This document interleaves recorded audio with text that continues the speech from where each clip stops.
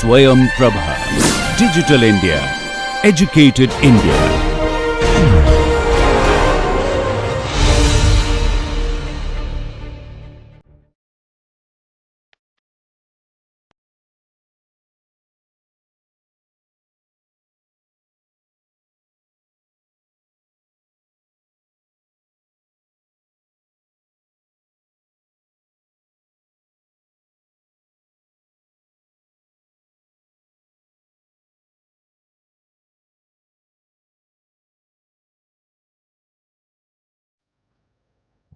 So good morning and welcome to lecture 39 of module 8, which is on fused bath or gas nitriding processes.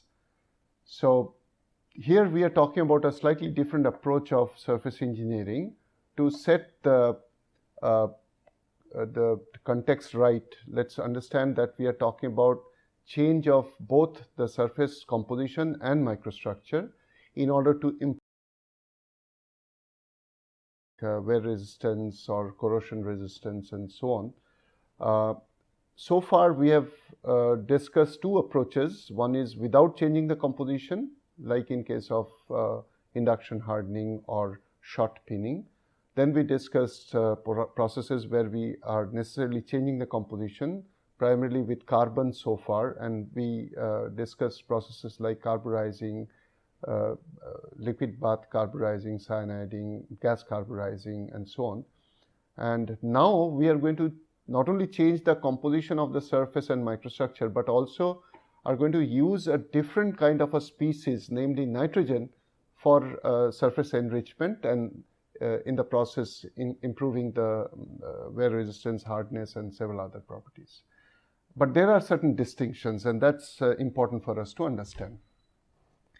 So imagine why at all we are interested in this. Imagine we are talking about a suction valve. It can be a bearing, it can be even a cutter or a drilling head or any steel or and here is another very important distinction. Until now we talked only about steel, and now we are in this lecture we are going to address not only steel but also non-ferrous, not only carbon steel but also steel, alloy steel, and even non-ferrous metals.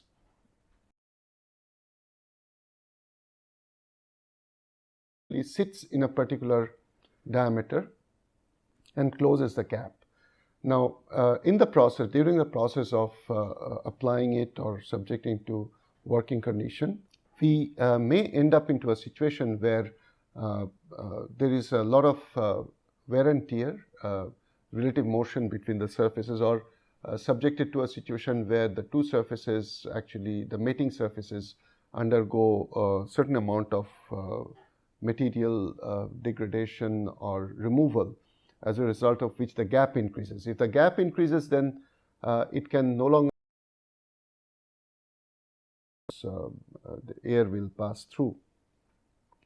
So we have to ensure that the mating surfaces maintain the required hardness and they don't degrade or they don't wear out, they don't lose material. So this is the core region, and this core region is unaffected, and this is the surface region which actually undergoes a certain amount of wear. And if this wear happens here, then obviously the mating surface which is going to sit on top will experience certain gap. It may also happen because of poor machining at the beginning, so you had a lot of rough surfaces, and the mating surfaces also had surface features. And during the use, if they get smoothened out, then in the process there could also be a certain gap created, which we don't want. In plain and simple words, we don't want material removal from the top surface, particularly this regions. And if that happens, then eventually the suction valve is no longer useful. So we would like to address this industry scale problem or engineering problem by way of nitriding. So what we mean is that we would, instead of carbon, we would like to introduce nitrogen to the base metal like here. So we'll create an environment which will be rich in nitrogen, and this nitrogen, just like in case of carbon, is not the molecular nitrogen we are talking about. We are talking about nitrogen which is essentially either in ionic form or at least in the nascent atomic form of nitrogen. So this nitrogen rich layer here should be in contact with the surface. The surface should be ready to absorb and react with nitrogen. The word react is very important because whatever case that we create, the so-called nitrided layer, essentially is formed because of reaction between iron and nitrogen of leading to various types of nitrides, even solid solution. So we know nitrogen is just like carbon, nitrogen also is a austenite stabilizer. So when we enrich the austenite region, so we can have nitrogen, we can have alpha iron with certain amount of dissolved nitrogen. We can have gamma iron FCC with dissolved nitrogen in it. We can have extended austenite or gamma prime with supersaturated nitrogen. And then further on, we can end up creating Fe4n, like here. We may create Fe3n, a metastable product. We can end up forming Fe2n, the zeta nitride. So delta or gamma, delta, even up to the zeta nitride, these are hierarchically containing higher amount of nitrogen. So here in the form of Fe2n, we are talking about a fairly highly enriched nitrogen bearing compound, Fe2n. So basically in terms of atomic proportion, 1/3, almost 33% is nitrogen, which is the highest possible nitrogen containing compound, line compound. And one other important thing is that we are talking about almost fixed stoichiometry, line compounds. So we are not talking about a region like here, where in the entire region we have solid solution possible. We are talking about typically a fixed composition line, and hence these are going to be fairly difficult customers to deal with in terms of mechanical deformation possibility. So to set the context right, we are talking about a process based on nitriding, which is created, which essentially is aimed at creating a nitrogen rich, and to be more precise, compound nitride rich layer through some reaction, and this can lead to formation of some solid solutions, but eventually these kind of compounds which are nearly fixed stoichiometrical line compounds, so which will give me required hardness, in fact very high hardness, harder than actually carbon martensite hardness. And this kind of compounds actually can form when nitrogen content increases just 0.1 atomic percent. So we end up creating the gamma nitride or epsilon nitride, in some cases even zeta nitride. And as I said, these can account for very high hardness and wear resistance. The versatility of the process comes from the fact that it is not only just steel or low alloy steel, it is applicable to titanium, aluminum, molybdenum, or several other non-ferrous metals which actually can form such compounds, nitride compounds. So typically, as I diffuse, so if this is the component, and I'm trying to basically allow nitrogen to come in contact with the surface and form a reaction zone, reaction product zone. So this will be the so-called region which will be rich in nitride, and this nitride will offer me the required wear resistance. So the nitrogen concentration will gradually decrease as we go down the depth from the surface. So as the depth increases, the nitrogen content decreases, and obviously the surface layer being richest in nitrogen will actually or is more likely to contain this high nitrogen containing compounds than inside. So this surface region will rather have more of these compounds or these compounds, and the inside, which is lower in nitrogen content, will have these solid solutions. So in other words, as we go along the depth, we see a gradation of the identity of the phases and obviously nitrogen content. Another very important point of distinction is the temperature to where we are subjecting it to. If you recall, for carburizing, we said necessarily we are carrying out the treatment in the austenitic region, gamma region. So temperature was always in excess of 800, 850, 900 and so on, because we wanted not only, for two reasons we were obliged to go to gamma region. One, carbon solubility is much higher at the high temperature zone, and another, the carbon diffusion coefficient is proportional. Carbon diffusion coefficient is proportional to temperature. So for solubility, for higher diffusivity, we went to austenitic region, and austenite is a high temperature phase. Here, when we are talking about nitriding, we are happy being confined to a lower temperature, and as you can see, 500 to 600 typically is this temperature band, and this is 723. So we are actually doing the treatment below AC1. We are happy doing the treatment in ferritic region. Why so? For two reasons. Number one, nitrogen dissolution or solubility limit is very, very low. So if I go to the phase diagram, we realize that this is the maximum amount of nitrogen one can dissolve in solid solution. Rest are all compounds.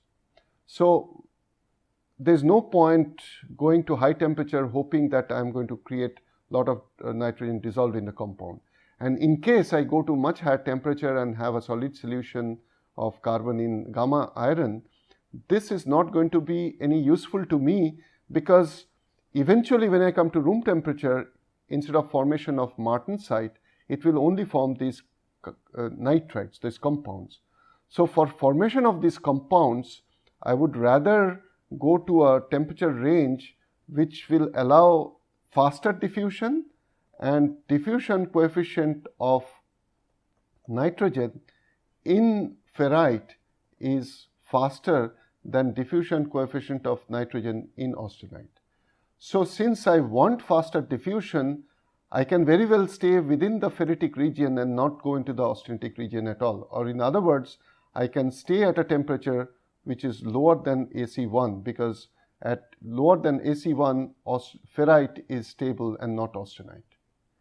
And second reason why I don't need to go to austenite region is because my aim is formation of compounds which actually is better done at a temperature lower than AC1 and not necessarily have to go to above AC3, because martensite is not my objective of formation. But there is a penalty that I have to pay, and the penalty comes in the form of formation of this white layer. So this typically surface region, which is various gamma nitrides or various iron nitrides or nitrides in general, and these nitrides we have already seen could be as enriched as Fe2N, otherwise it can be Fe3N, it can be Fe4N.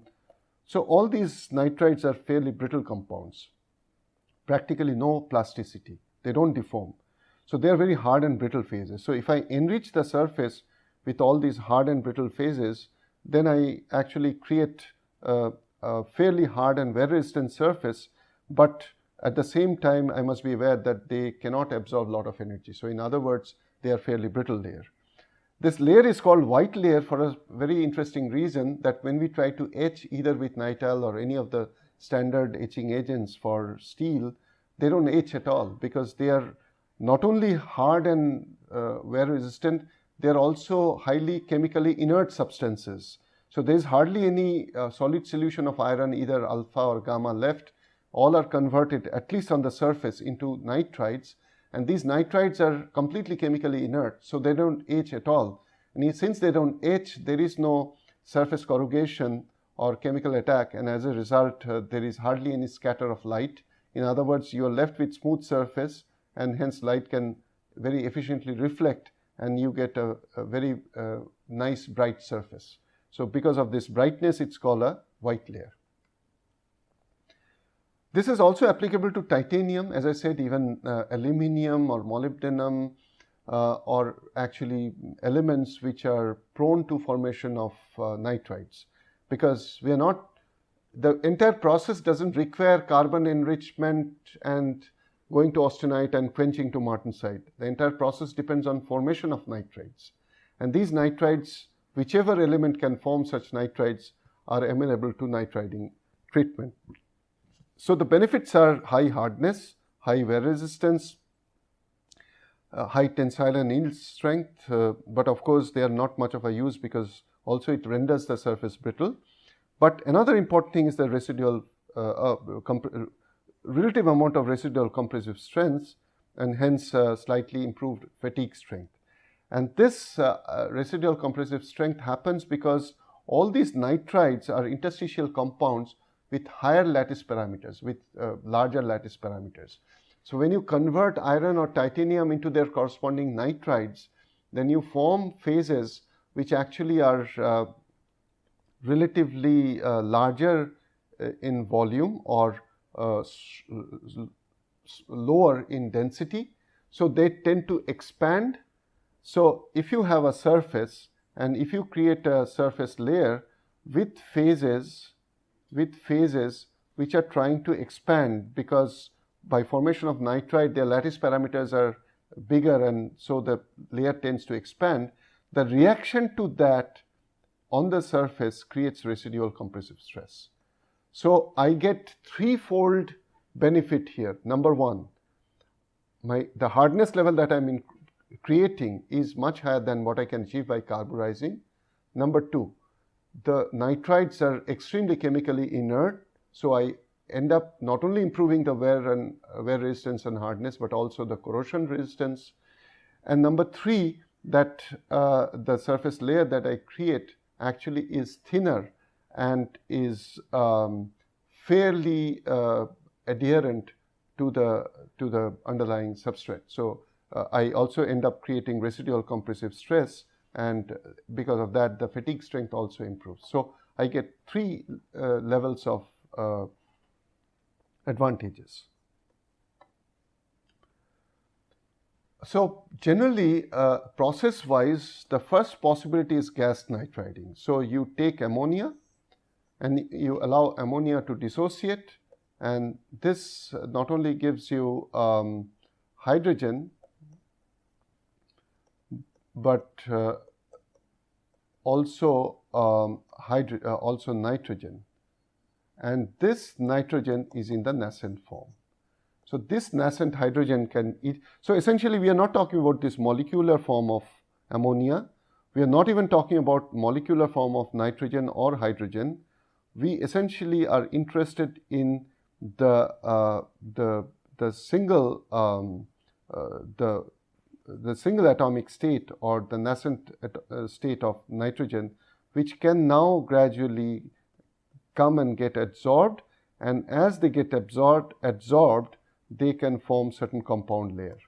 And this compound layer, or this compound or a layer with rich in compounds, actually is the so-called white layer or case hardened layer. So the process requires you to lower the charge through this mechanism. So you lift the lid, you load your specimens here, and then place it inside the furnace. You create certain openings through which you actually can introduce ammonia, and this ammonia will dissociate and will give you not only the hydrogen, which needs to be taken out and burnt away. You don't want hydrogen to build up because that can lead to explosion, but the most important thing is that you have to create this nitrogen in the nascent form. So then you form this compound layer. The compound layer, as we have discussed, will actually contain several types of compounds, and as I said, that this is amenable not only to iron but also to aluminium, chromium, molybdenum, titanium, and all those elements which are prone to formation of nitrides. And the compound layer will contain the gamma prime nitride or extended austenite or epsilon, and in some very rare cases zeta. So Fe2N. So this is the compound layer that we are talking about, and this is the reason formation of compound layer that we get such high wear resistance. So below, of course, we still maintain the ferritic core, so which can withstand the energy or load. So for certain alloys which are which contains elements which are very high affinity for nitride formation, like nitralloy, the case depth will be much higher for the same time of exposure. So if this is my reference time, let's say 35 minutes or 40 minutes. So in 40 minutes, the case depth that I form in case of nitralloy will be as high as 400 micrometer. The same in the same time period, it could be just about 200, 250 or 220 micrometer in case of 4140 chromium containing low alloy steel, and in case of 4340, which has even lower amount of nitride forming elements, the case depth will be much lower.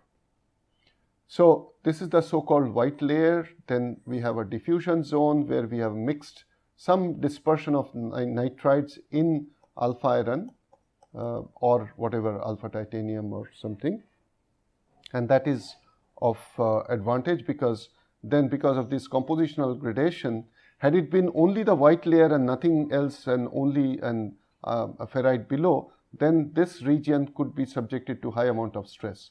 But because of this compositional and microstructural gradation, this becomes fairly well compatible surface hardened region. So the advantage in case of nitriding in general is a precise control. I can do that by way of controlling the nitrogen oxygen ratio. This entire process can be completely numerically controlled, and so I have very precise case depth, and the equipment cost or capital cost is not necessarily very high. But on the other hand, this surface, the reaction kinetics that forms is largely dependent on the surface condition. Here again, we have to remember that if this is steel, titanium, chromium or molybdenum or whatever, niobium, in all the cases, if I have a very thin surface oxide layer, that will not allow nitrogen to come in contact with the nitride forming elements, and hence nitriding process will not be very efficient. So surface condition is very important. Surface activation also is very important. In other words, we must have nitrogen in the atomic state so that it's ready to react. And ammonia, of course, in larger concentration is not a very nice thing to inhale, and it can make someone ill. So that also needs to be controlled. And large concentration of ammonia along with hydrogen is a pretty dangerous and explosive mixture.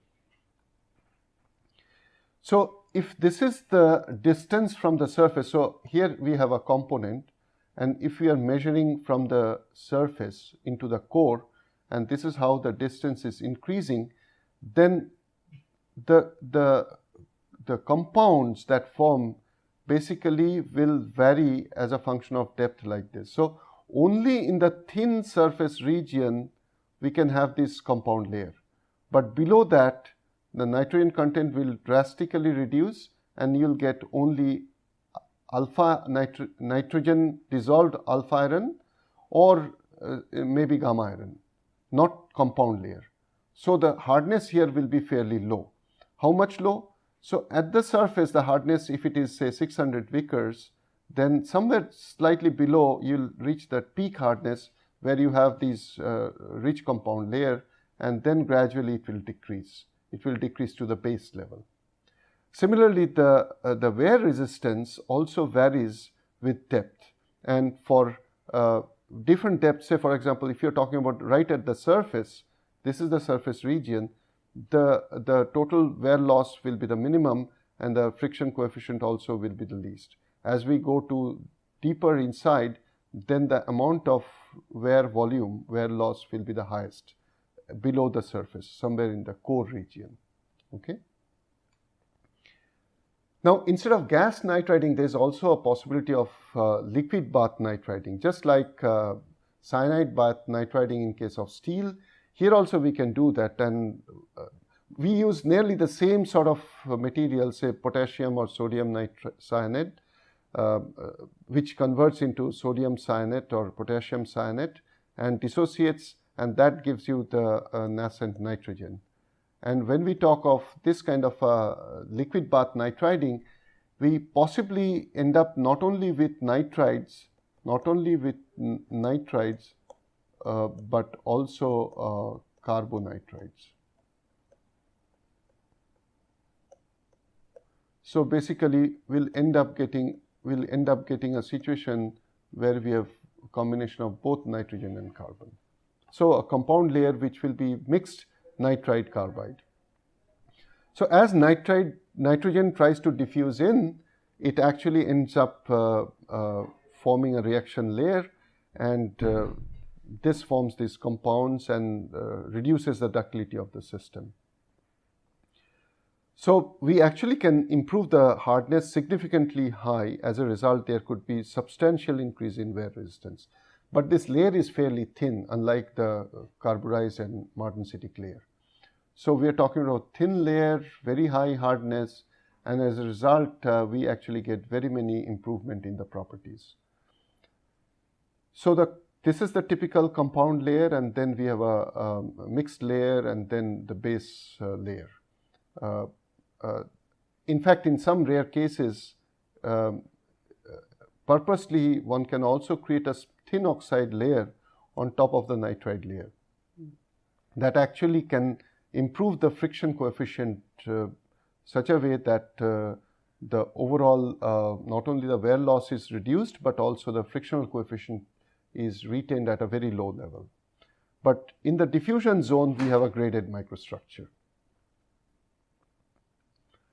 So as I said, the compound layer contains several nitrides, and as you can see here, for example, the epsilon carbide has an hexagonal unit cell, or you can end up with the gamma prime, which is a saturated compound layer, supersaturated nitrogen dissolved in iron layer.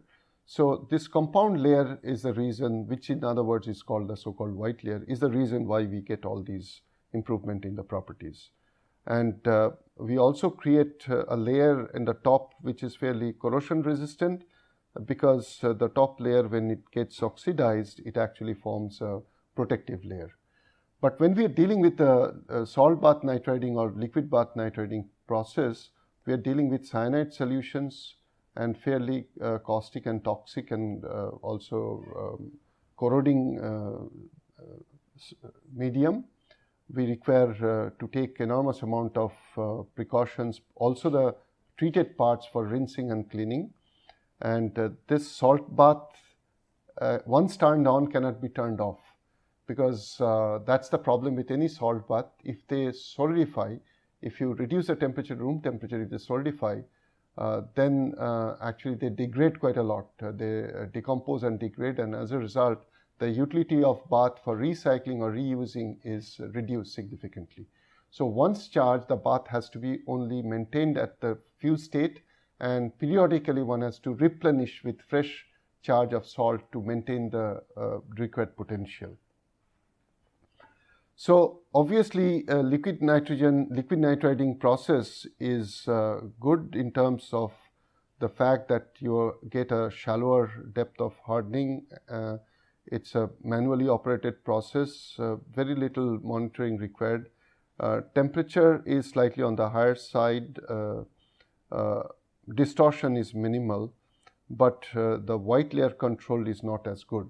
Compared to that, any day you would prefer a gas nitriding process, because you are not dealing with cyanide, you are dealing with ammonia. The depth can be shallow, or you can also control the time temperature combination to go to deeper depth, can be totally numerically controlled, computer controlled.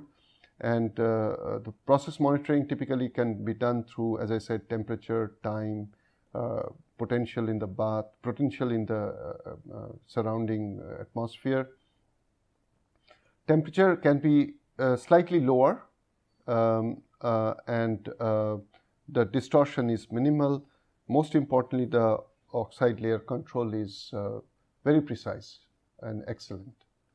So because of this, now if you compare, now you realize the difference. So when you're talking about carburizing or induction heating or volume hardening, so this is volume hardening, means this is the base level overall throughout martensite rich. Induction hardening, typically this is the depth until which you can harden, and this is the maximum level of hardness that you can achieve. In carburizing, you can go to slightly higher hardness, but you have a very nice decreasing profile or graded hardness and wear resistance developed with a certain level of hardness which is higher than that of induction hardening level, because the carbon content is higher in this case.